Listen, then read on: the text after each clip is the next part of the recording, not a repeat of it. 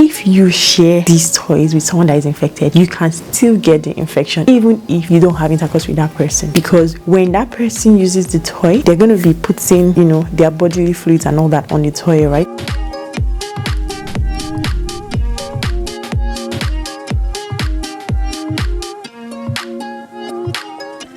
What's up, beautiful people? Welcome to another exciting episode of Pillow Talk with Dr. O. You already know. And in today's episode, we're going to go short, hit nail on the head, straight to the point, and we're out. Okay? Yeah, because this topic, well, it's not a topic that, that resonates with everyone. Yeah, not everyone can relate. However, there are a set of people that actually need us to talk about this topic, so we're going to discuss it anyways. Okay? So you already saw in the thumbnail. What's the question? Can you get a sexually transmitted infection from using sex toys? Yes or no? We're going to answer that in just a bit. But for those that don't know, some people might ask, what are sex toys?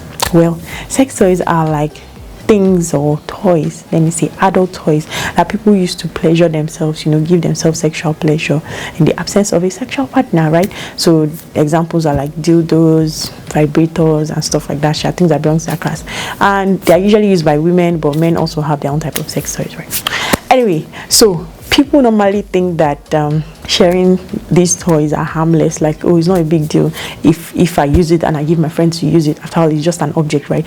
They feel like you can only get sexually transmitted infection when you're having sexual intercourse with an infected person.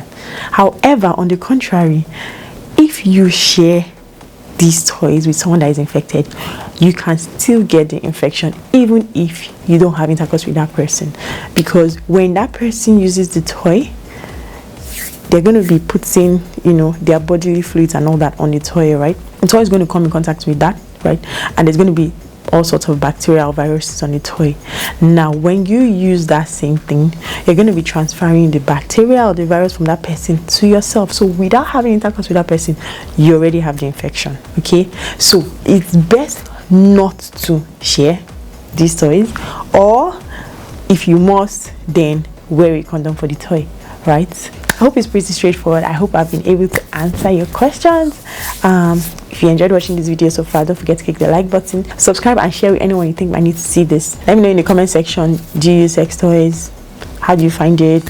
Have you ever shared it before? Have you ever spoken to anyone that told you that sharing this kind of toys were harmless? Okay, if you have any such person, make sure you share this video with them. Like I always say, your sexual health is equally as important as your general health and well-being. See you next week.